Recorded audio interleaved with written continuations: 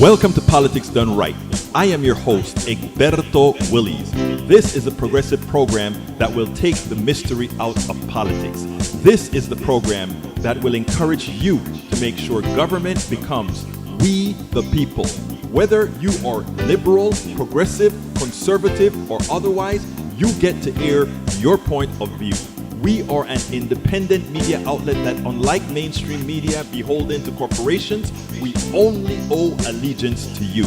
Remember, you can also send me a tweet at EGBERTOWILLIES. That is at Egberto Willies. Let us engage. It is Politics Done Right.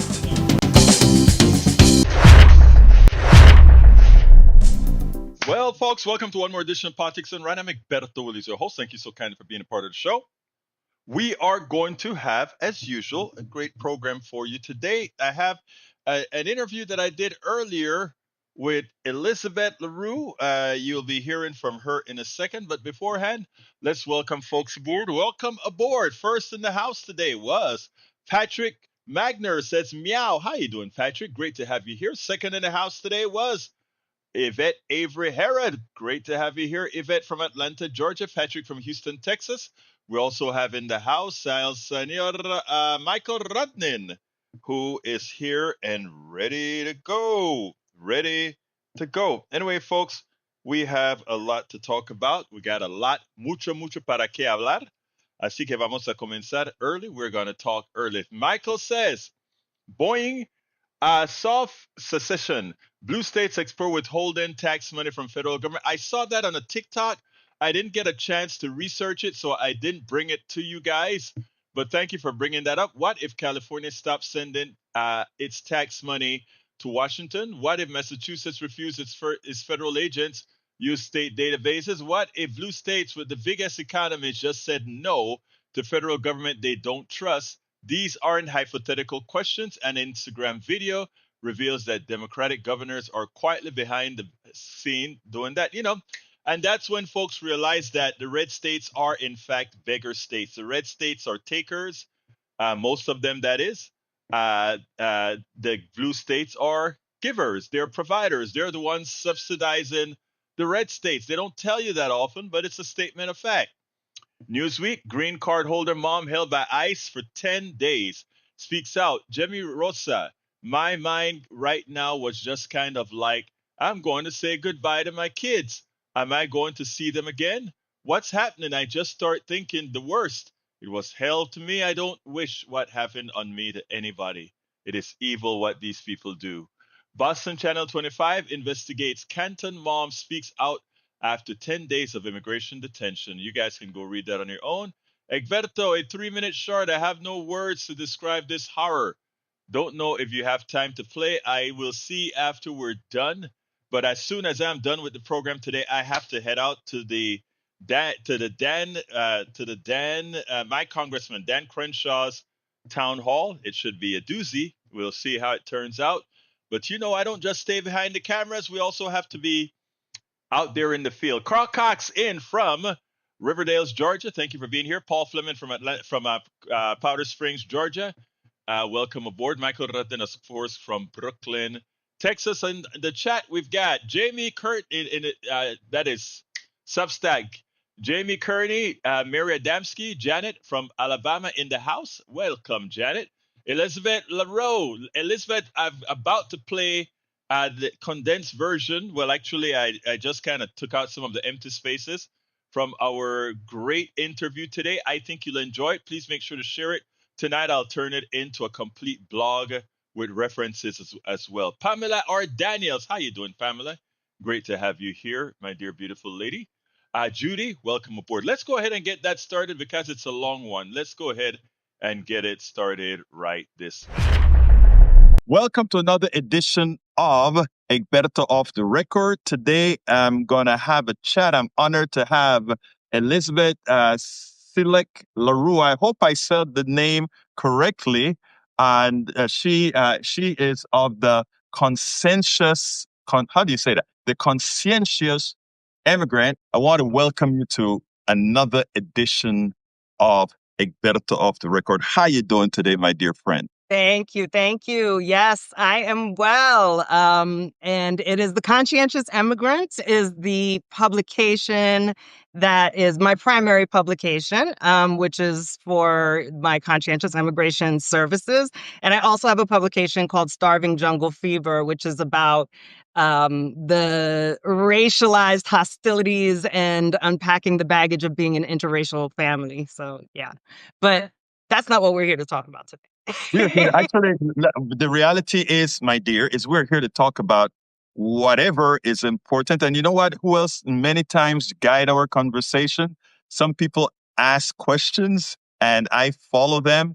And the type of program that I do, I always let the audience dictate if they change. But anyway, we have a lot to talk about. But before we get started, tell us a little bit about you because I'm intrigued by not only what you do, but where you're at and why you do it. So tell us a little bit about you. Sure.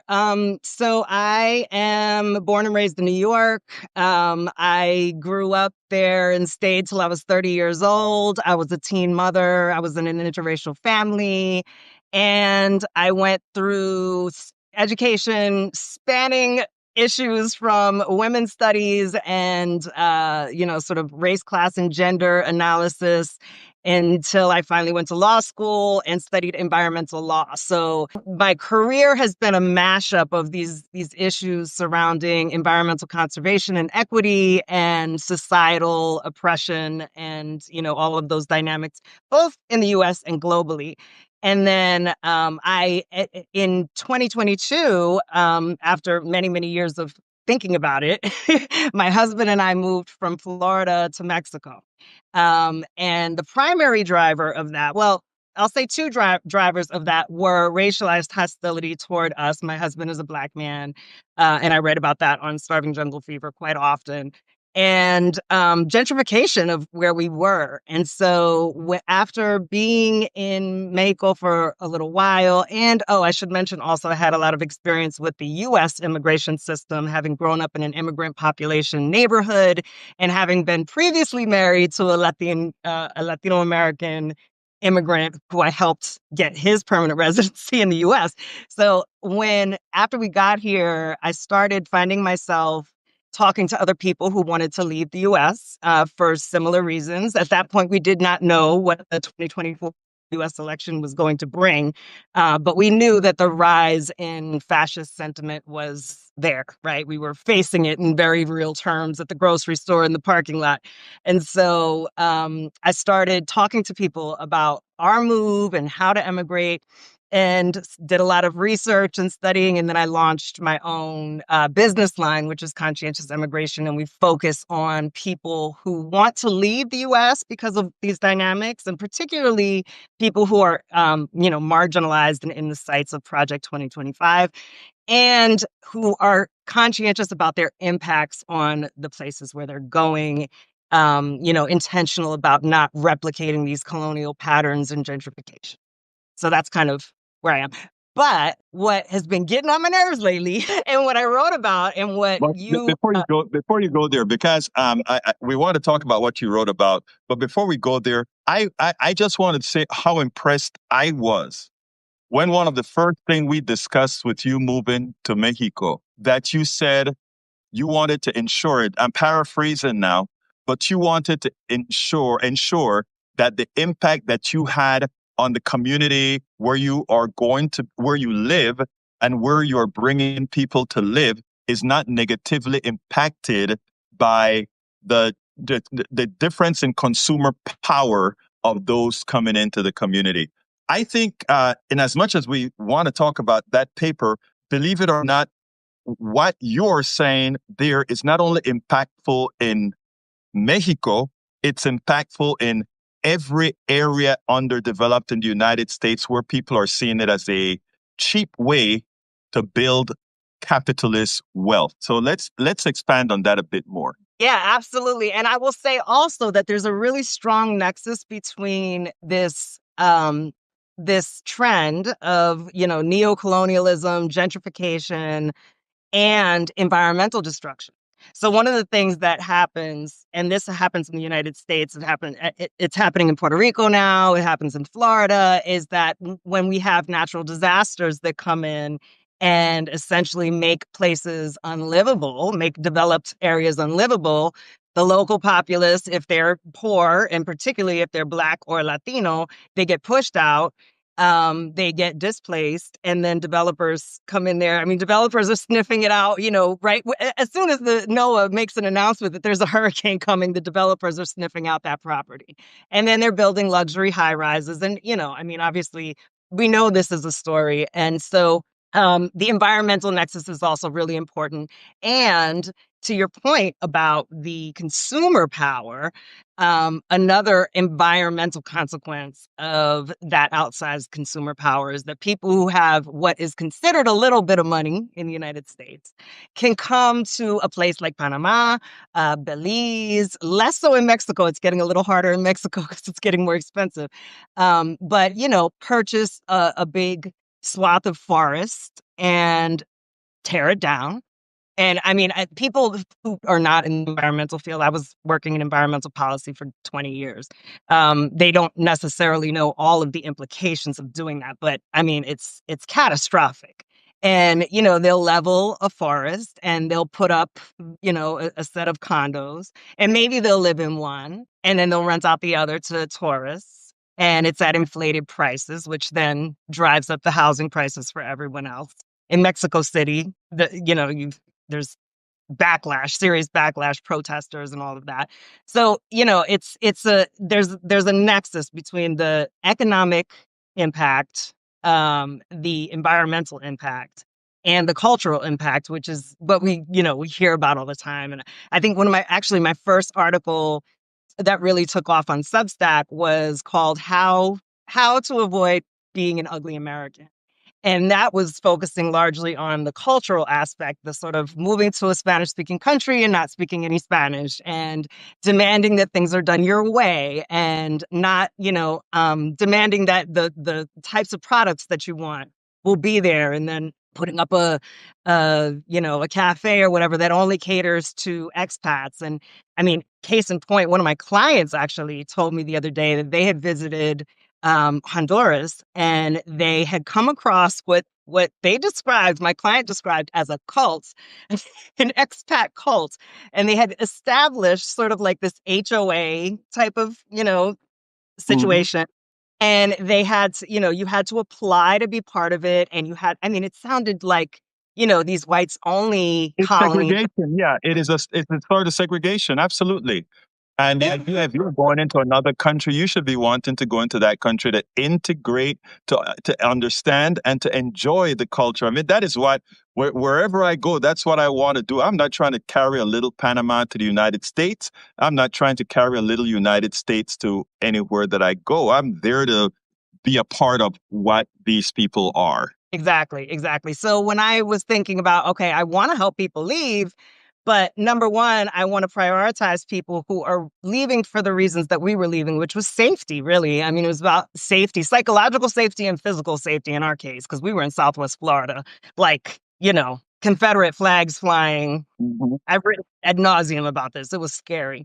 And for, psychological safety, because the anxiety of living someplace where you feel like you're being targeted, and where you are, in fact, being targeted, as I'm sure I mean, let's be honest, like, they're looking for you. I'm Absolutely. like, and so I was like, okay, I want to help people that are in those positions. And I want to make sure that they understand, even those who are marginalized, because marginalized people are not exempt from needing to go and behave, do the right thing in another country. And marginalized people are perfectly capable of going to another country and exhibiting the same problematic behaviors and doing the same thing with their money and environmental destruction. Like, nobody's exempt from this, right? So those are my two kind of criteria. Um, and so by writing about this a lot, I finally alienated a lot of people who I don't want to work with. Well, um, and it's great. It's great. I love it. let me tell you, to me, it's not about alienating, it's about educating. And I think most people, if we do it the right way, I don't know if you remember David Brooks. that conservative writer from the New York Times. You know, he's a very conservative guy and always came out defending the conservative values, etc. And he wrote a piece. I mean, he's tired of the MAGA conservatives now and not realizing that he is he has responsibility for their behavior, etc. And what he wrote in effect is that the reason why these people have changed and they've gone bad is because of the overbearingness of liberals, the left. It's our fault that MAGA was created. It's our fault that these guys don't believe in climate science, that these guys believe that Earth is 6,000 years old, and all these things. It's our fault. Of course, it's nonsense. But the reason I brought that up is what you just said, right? You've lost a lot of people because of your frankness. And my thing is, first of all, a lot of the people that you've lost for your frankness are those that we call they are immutable. There's no goodness there that's immutable. But there are, and I've found a lot of these on Substack. I've found a lot of MAGA folks as well who listen to my live radio program who actually want to learn this stuff. And the problem is there's nobody who is living it like you are that can actually point out what's happening. What do I mean? You actually see the effects of another quasi-colonialism happening as people move into these areas. They may be of not large means in the United States, but because of exchange rates and other things, they're doing very well in Mexico. And in that regard, they can affect pricing.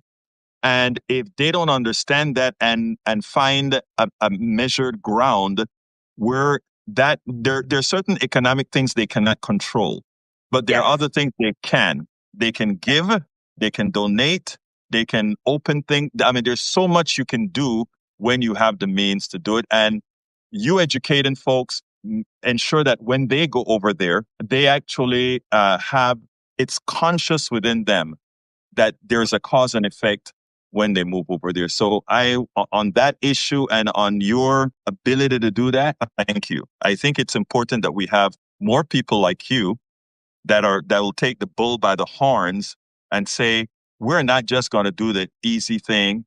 We're going to actually go out there and sometimes make people a little uncomfortable, but out of that discomfort comes quite a bit. Now let's get to your paper. What irks you so much? Oh, it irks me. Okay, well, first, let's set the context for this, right? So I wrote this article about, that you can't. I don't think you can be an expert and be anonymous at the same time. I think it's inconsistent. But the context for this is important. And I don't know that I necessarily would have even thought to write this if we were, talking 10 years ago. But we are in a context where, the Bureau of Labor Statistics is no longer credible, right? We have anti-science, anti-vax people that literally got people killed during a pandemic because of dishonesty and misinformation, disinformation. We have elections that have been, influenced by trolls that are paid by foreign countries. Like, we know that online discourse is dramatically damaged by falsehood, right? Falsehoods that are being promoted by people who are misleading and misidentifying themselves, right? So that's the broader context for this conversation. We know that's a problem. And then we see that we have accounts on Substack, on Medium, on LinkedIn, on any platform you look at that are not identifiable, that are not, there are not real people behind them, or the real people behind them are misleading and misrepresenting themselves. And they shoot to the top and they get to make all this money off of it. And that pisses me off because I am a working class person. I have the ESQ at the end of my name. I studied law. I went to law school. I passed the bar. I did all that. Nevertheless, I've worked in nonprofit all my life. I come from a working class background. I don't have a lot of money. And to see, in the context of, where we have grifters all over the place, everywhere you look, vulnerable people that are afraid, that are losing their jobs, that are, just full of fear and easily taken advantage of. And then you have people who are earning all of this money behind these profiles that we don't know who they are. They claim expertise. There's no way to verify it, right? They claim that they have experience that there's no way to verify. They claim that they have credentials that there's no way to verify. And people are eating it up and subscribing and paying for their digital products and their, this, that, and the other. Meanwhile, humans like us are out there writing under our actual names, taking risks. I mean, it's, I write about MAGA. I write about Trump. I write about being in an interracial relationship. All of these things can potentially make me a target. And yet I'm here saying it with my full chest and my full name. And I just think that there's an inequity in this phenomenon that these people, or maybe they're people, maybe they're not people, but that they are being amplified over the actual humans, even while they're plagiarizing us, even while they're scraping our creative writing that came from our brains, our experience, right? Our creative brilliance that they're scraping to amplify themselves, and they're getting rich off of it. This is a problem. That is a huge problem, and I'm glad that you are so articulate in stating that. I want to, and I think why it is so important for us to make that case is, I'm going to lay it out as civilly as I can. The mainstream media is controlled by corporations. Now that they're flailing, what we see is that many of the mainstream media, and many are creating many mainstream medias here on Substack and on Twitter and on TikTok and on Instagram. But the thing about it, difference is, whereas originally on Substack, we all knew that we were a whole bunch of laissez-faire professionals coming on this platform and writing and doing a whole lot of stuff, researching on our own. We knew that. But now what these guys have used is they've used our independence to use and attach it to their notoriety from the mainstream media, where they've had a lot more eyeballs, and maximize it here. I tell you, there's a woman, her name is Carol Claire Berkey on TikTok, and she has a message so similar to yours. And I just sent her a note saying, I'd like to talk to you. And what she said is, and believe it or not, this part is sort of on the quote unquote left, but the neoliberal left. What's occurring on TikTok is a lot of influencers are now getting paid as much as $8,000 a month, to come up with material, maybe once a day, once, couple times a week. And who's paying them? Neoliberal shadow organizations. And but all they talk about is the democratic neoliberal message, not the message of the working class, not the messages of which you talk about. And her contention is exactly like yours. You said, why aren't these people's faces out? There's another thing behind it. It's not only the people's faces that are not out. In this case, these people's faces are out, but their funding isn't. So it's another level of indirection, you see? In the environmental world, in the environmental political advocacy world, we call it astroturf.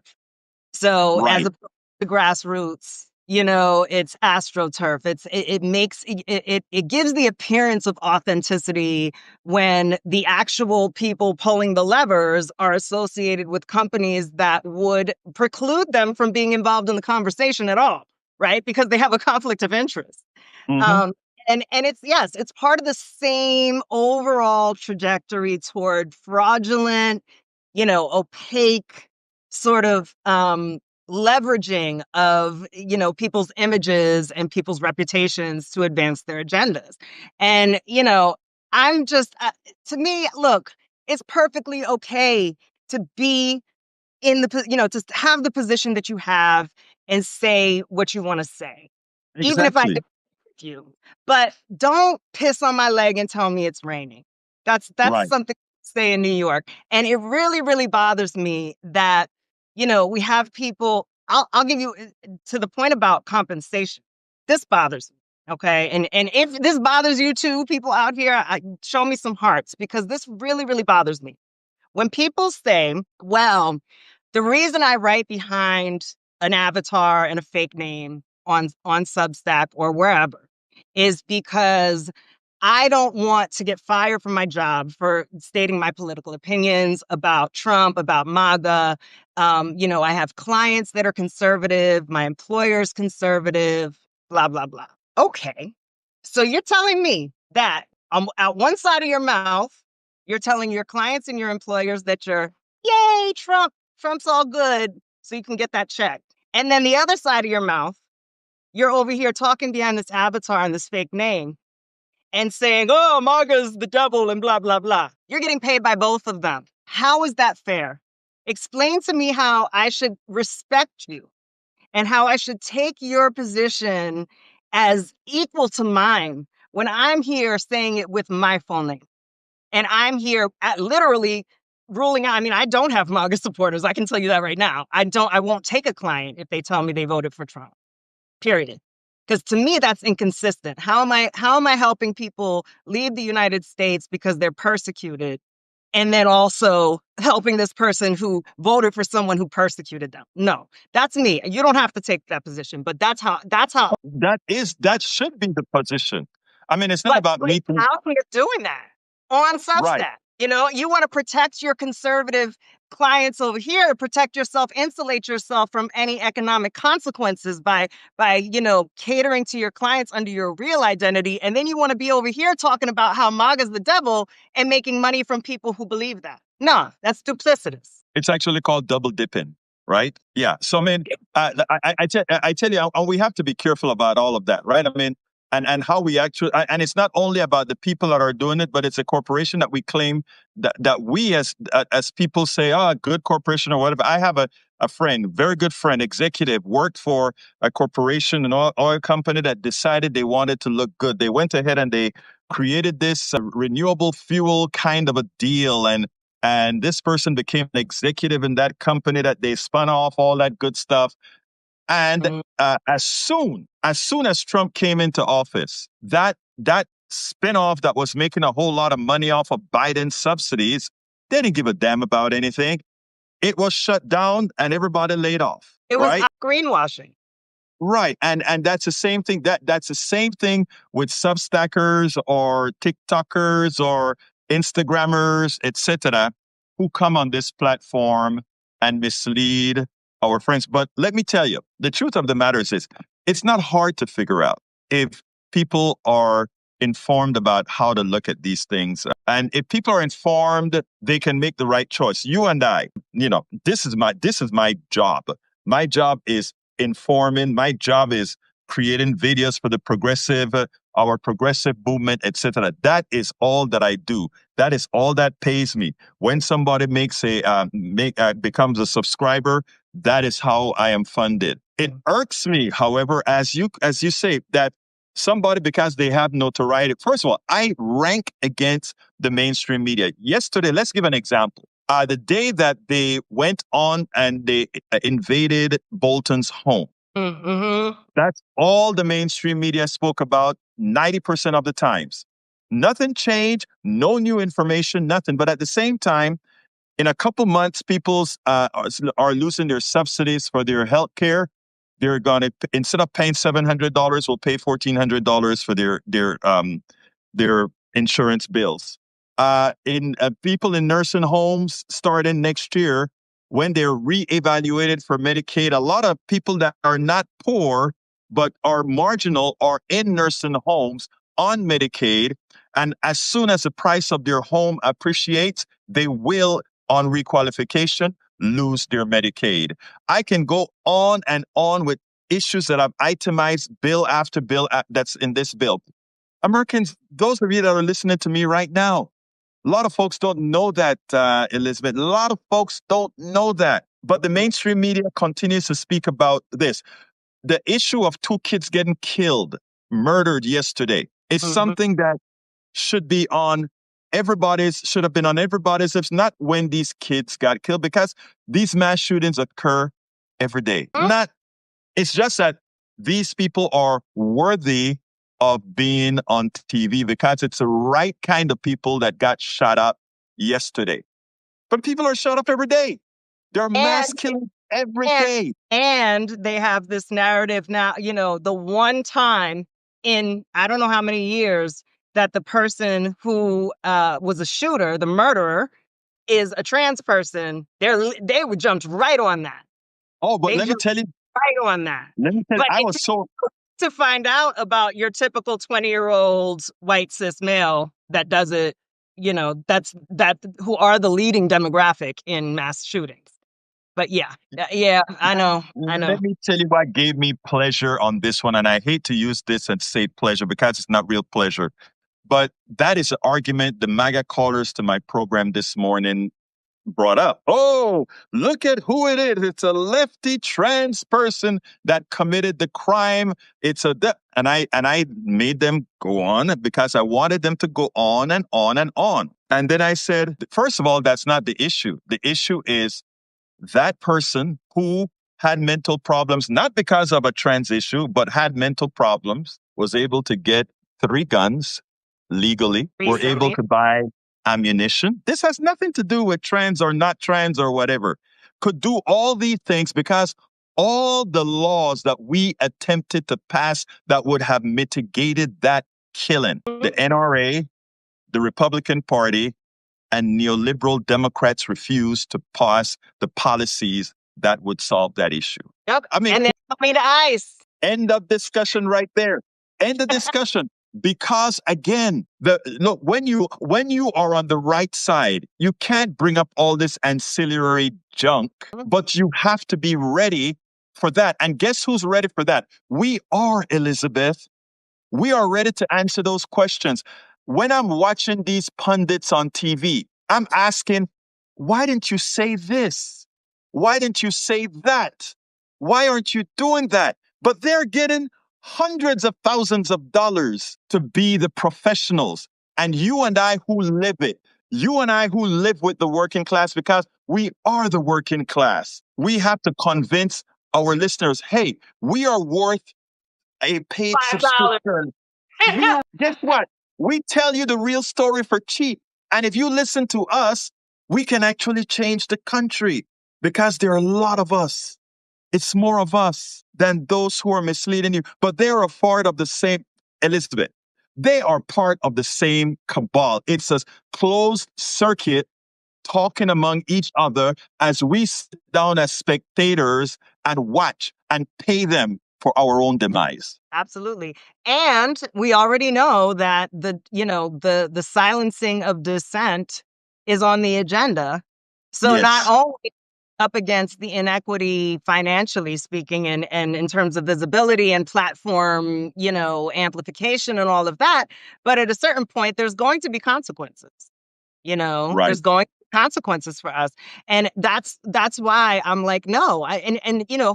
Ironically, I got a couple messages from people who, shocker, hide behind avatars and fake names that were like, well, I disagree with you saying that we shouldn't get paid for. Of course you disagree. Why are you behind that avatar and why are you behind that fake name? Because you're benefiting somehow from the system that you're critiquing out the other side of your mouth. So you tell me why somebody should give you money over me when I'm actually making a sacrifice to tell the truth. Why? You nailed it. Let me tell you what I would have answered them as well, my friend. I would say no. First of all, please feel free to put all those words out. I'll amplify your message as well. But please don't ask for contributions on this stuff when there are people using their names and putting themselves at risk to put it out. Let me tell you, you can look at the news. About 10 years ago, it made it on CNN, CBS, ABC. My home was firebombed. Okay. We have the videos of of a guy walking in front of my home, putting the Roman candles in the shrubbery and running off. and it's shooting all over my front door and the roof, etc. The Roman candles going, and my daughter about to go to the door and panicking in the home as all these fireworks are hitting the door, etc. We take the risk. My God. I am the one. We are the ones that we go out there, and you have somebody follow you sometimes, and you drive around and you make sure what you're doing because they know who you are, right? So I mean, um, we if these guys want to impress us, they would use some of those MAGA dollars and conservative dollars that they're getting and Bingo. then donate to those who are doing it and saying, I need to make money. Okay, I understand you need to feed your family. But also, if you really want to show your validity to the movement, then maybe you should be one of our largest subscribers. Amen. Founding member. I don't even have a You should be founding. a founding member to show But your commitment to truth, to show your commitment. Okay, I am going to use these people dollars. And, let me give an example, Elizabeth. There a long time ago, when you remember, if you had a website, you could make a lot of money just putting that ad roller on, right? So I had an ad roller on my website, and every now and then an ExxonMobil app ad would come, or every now and then a racist ad would show up, and one of my regular readers would send me an email, hey, look at what's showing up at your website, and they'll give me hell. And I would say, look, I have a choice. I can take the roller off the website and all that material that I give you is no longer there. Or I can rethink and I can say, imagine unfettered capitalism is paying for me to take it down, to take on. In other words, I'm saying if I am using this, just like I told you for that guy who's taking that money from that lawyer who's taking money for that, if he's going to go ahead and subscribe to Elizabeth La Rue ESQ, that's the atonement. And go ahead, please. yes, and not speaking to the roller on your website, but speaking to the people that are holding themselves.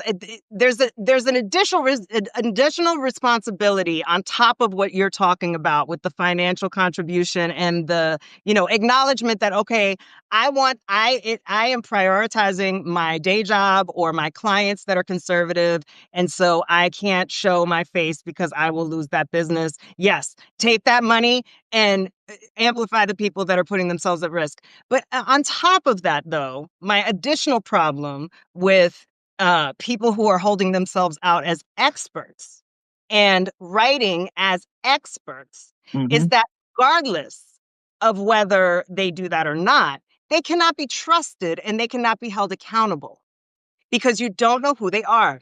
So if they lie to you, you can't do anything about it.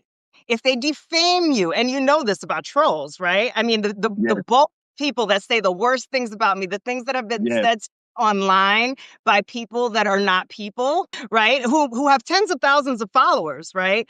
And they feel comfortable writing things down, attacking my personal character without knowing me, right? I can't do anything about that because I don't know who they are. And I can't even come back at them and say, well, what about you doing X, Y, and Z? Not that I would do that because no, I'm too grown for that. But if I wanted to do that, I couldn't even do it because I don't know who they are. And neither do those tens of thousands of followers. So this to me gets to a bigger issue of our collective problem critically thinking and discerning between somebody that actually has the ability to say to you, I'm an expert because I went to this school, got this degree, I have this experience, I worked for these organizations, I worked for this government agency. People can say whatever the hell they want about themselves when they're hiding behind an avatar and a fake name. You have no way to verify what you wouldn't do this in real life, right? And that's the thing. I think you and I'm 46. I don't know how old you are, but we're I'm an probably old man. I've already closed 6 decades. Oh, okay. Okay. Good job. Good job. You look good.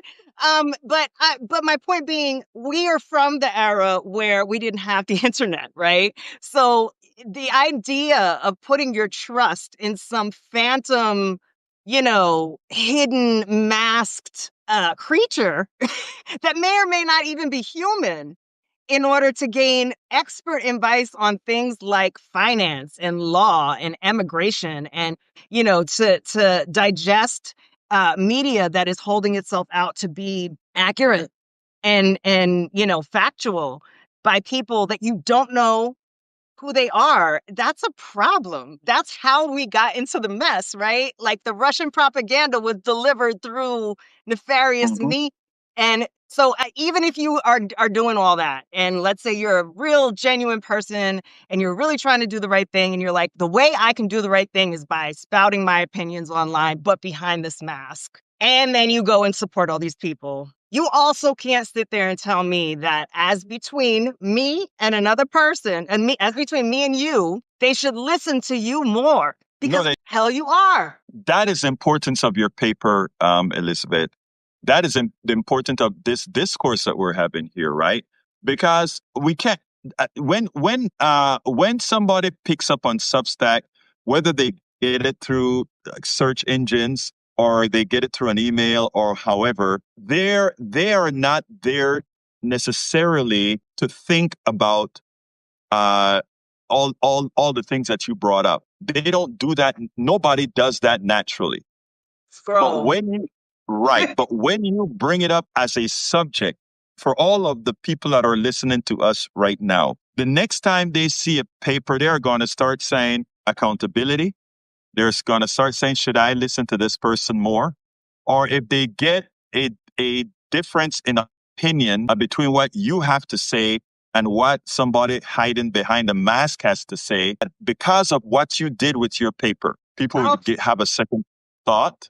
And look, it's not only your paper, it's as we promote the things that many of us say, it's going to be a learning experience, even here on Substack.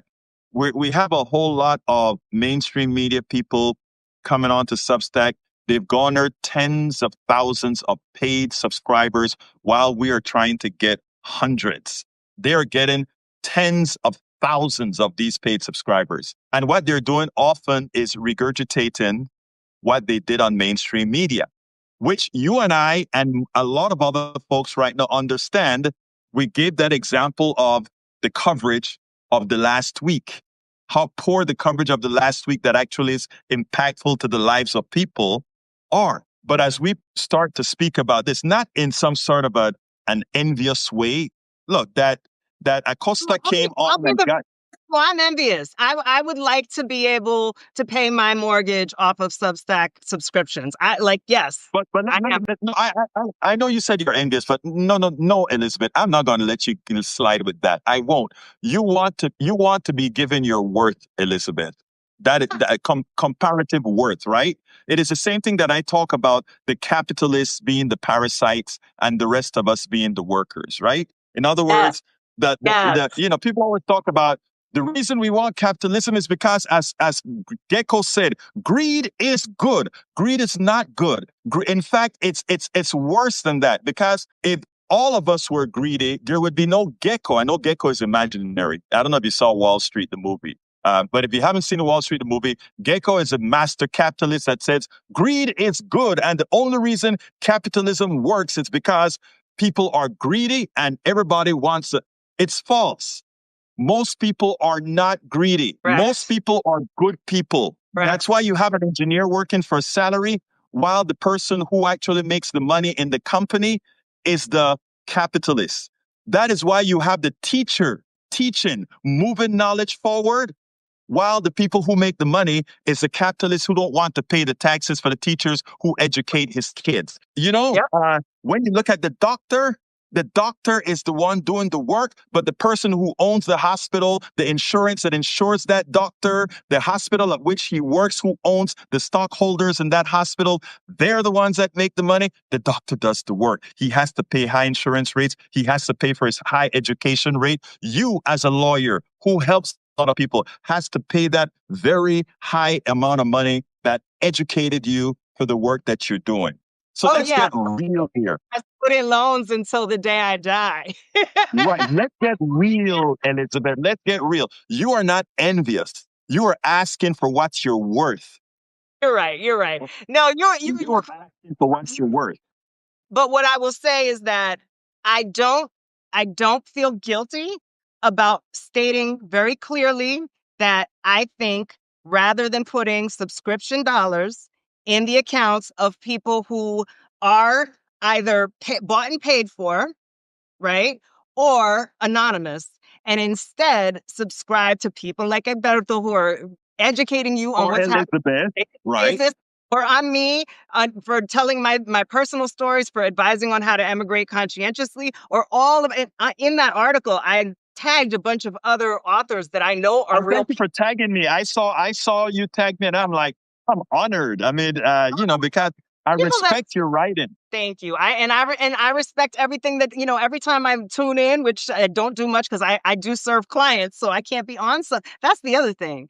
Some of us can't be on Substack all day, right? Hmm. And some of the people that are doing this, right, that are shielding their identities and rising to the top, they're on Substack all day, and I can't do that. I mean, there's no cushion for me to wait Right. until I get to a point where that can pay my bills. So, and I like serving clients anyway. Actually, part of my ethic and part of not ethic, but part of my survival strategy, which I recommend for people who are emigrating and for everyone at this point, is don't put all your eggs in one basket. Have multiple ways that you're earning income, because when one falls, you need something else to fall back on. Hmm. But point being, I see that you're speaking truth. I see you're speaking truth, standing behind it with your own name, taking those risks. All of those authors that I tagged, they talk about things that are now politically dangerous to talk about. And they do it their own names. Some of them have hundreds of thousands of subscribers or tens of thousands, and some of them don't.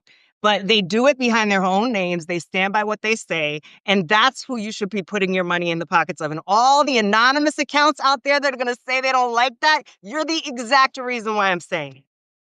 And so, it's funny. My daughter walked into my studio and she said, "Dad, what are you doing to protect?" My daughter had 2 strokes. She now is a teacher even with her left side deficiency, etc. I love her to death. She's really made a huge recovery. And, so she's a teacher and she comes in and she says, out of the blue, she looked at me and she saw some of the stuff that I was writing and some of the things that I was putting out. And she said, "Dad, what are you doing to protect yourself? Are you really?" Because she's like, people are starting to talk about the things that you're doing. What are you doing to protect yourself? I said, I'm not a fool. I really, I try to be aware of the surroundings, etc. But back to what you are saying, we do that because we know that we have to do, based on who we are. We do this because we have to do it, and we'll continue doing this as best we can. And you know what? Nothing is going to stop that. I think as people speak out like you did in the document that you wrote, and others like Weems got, he. We had a discussion on that as well, and Marlon, I love me some Marlon. Marlon had a lot to say about that as well, and of course my buddy from Cuba, he did as well too. So I mean, look. Well, I also think that you guys should consider getting out of the US if you can. I'm just saying. Well, whenever I do that, I'm going to be coming to you for your services and say, "Hey, Got llévame to, a right? México. Quiero irme a México, conseguir un lugar para quedarme y todo."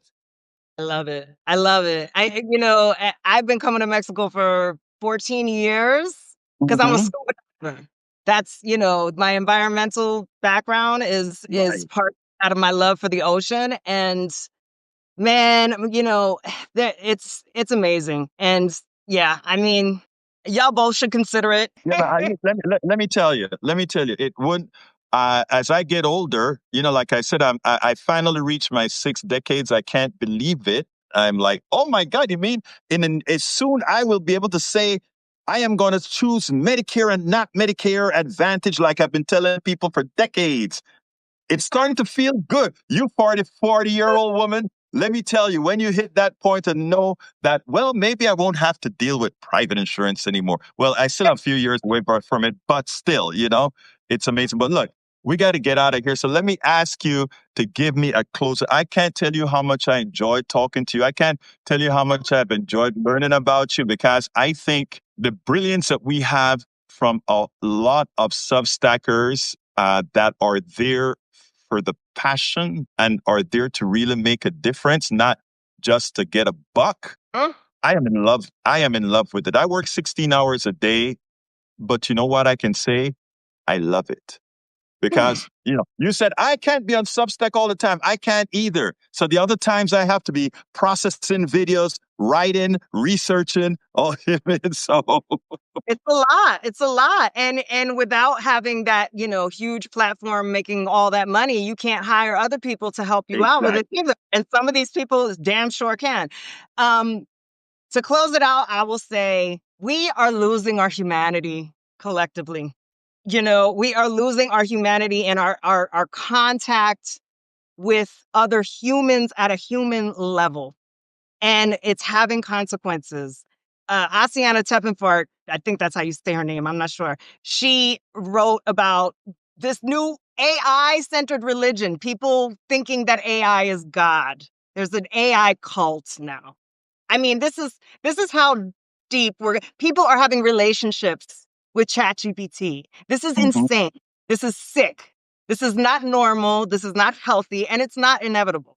And what I want to close out and say is support other human beings that are legitimate human beings and having the cojones to be who they are, to say what they think, and to do it behind their identity. Those are the people we need to be supporting. Folks, please, please, not only share Elizabeth La Rue's Substack, but if you have the wherewithal to do so, please become subscribers, paid subscribers, just like I asked to be paid subscribers for myself as well, Yes. because we are going to be here and we are going to be real. We will be here and we will be real. I want to give you a big thank you.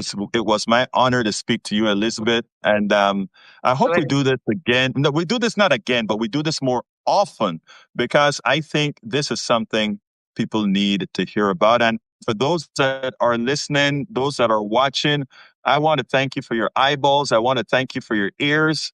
We love you. That's the reason we do this. We love you. Thank you so kindly. Thank you for listening and supporting both Elizabeth and Egberto off the record. And you know how we end this baby. We are going to say, I'm out, but bye-bye. All of our countries.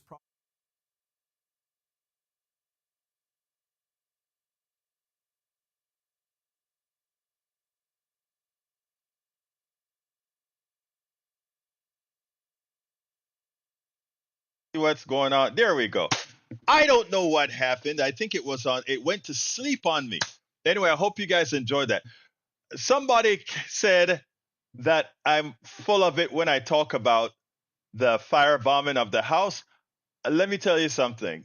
Uh, Actually, I found when I got it, I said, let me look that thing up to show folks this was no what regular thing. Check this out, and then I'll take it under. And let's see. I did not. She fit. Why did she piss you off now, Michael? For the using the different names, she's not talking about your kind of avatar. That's not what she's talking about. She's talking about something else, not the avatar. But anyhow, let me go ahead and show you what I'm talking about. Check this out, guys. This is what happened not recently, several years ago, when I started looking out and putting more cameras up. Check this A out. man in Kingwood caught someone on tape using fireworks to attack his home. The homeowner didn't want to talk about it on camera, but his neighbors have plenty to say. Here's KHOU 11 News reporter Rux Russell.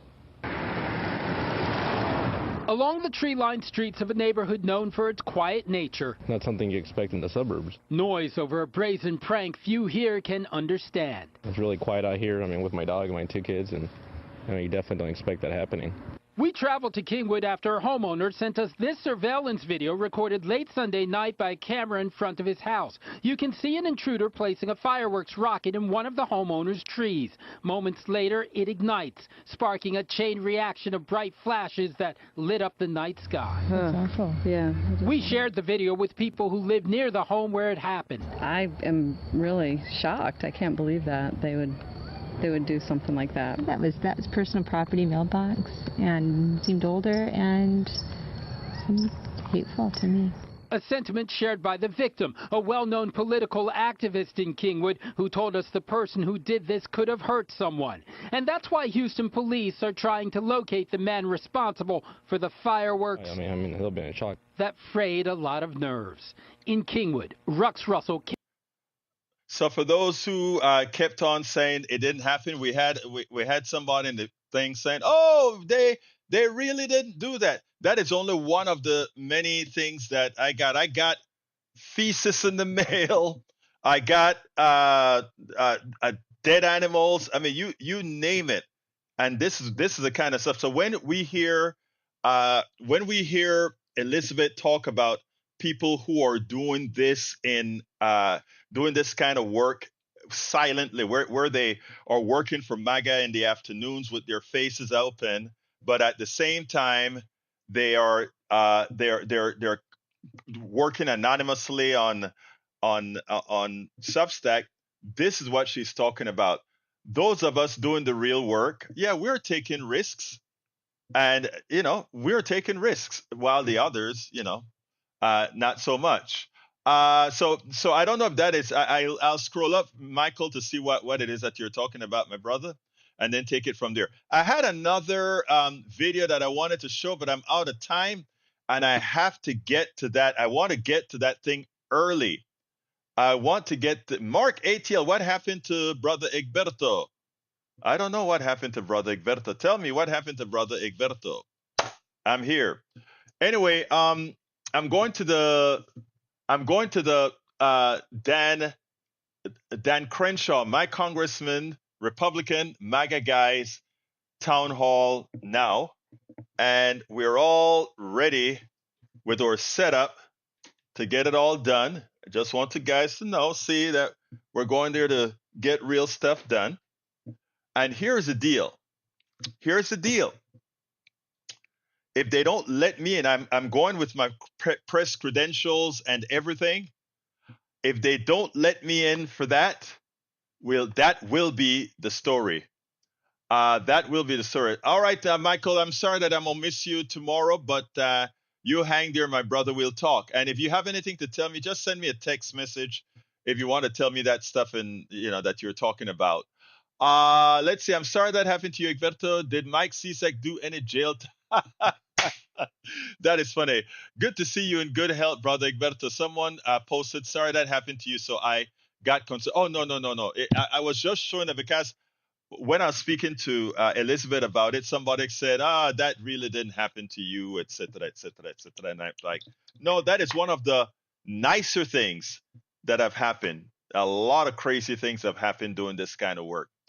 Anyway, folks, I want to tell you guys I love you all. Please support the program however you can. There's an easy way to support the program. Become a paid subscriber of our Egberto Off the Record Substack. And how do you do that?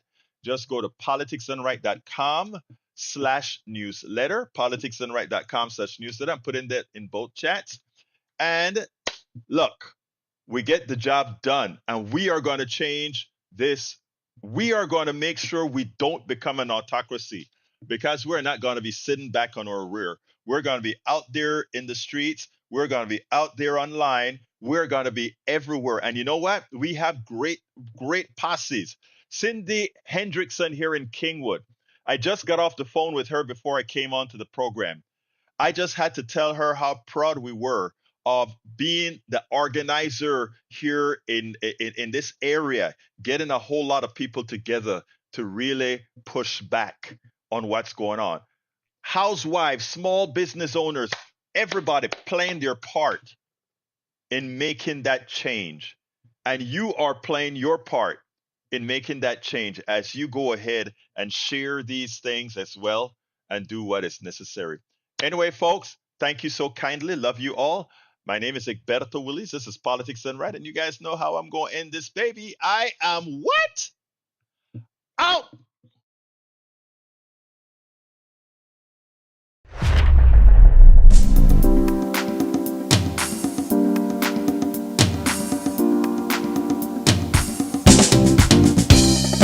Welcome to Politics Done Right, I am your host, Egberto Willies. This is a progressive program that will take the mystery out of politics. This is the program that will encourage you to make sure government becomes we the people. Whether you are liberal, progressive, conservative, or otherwise, you get to air your point of view. We are an independent media outlet that, unlike mainstream media beholden to corporations, we only owe allegiance to you. Remember, you can also send me a tweet at EGBERTOWILLIES. That is at Egberto Willies. Let us engage. It is politics done right.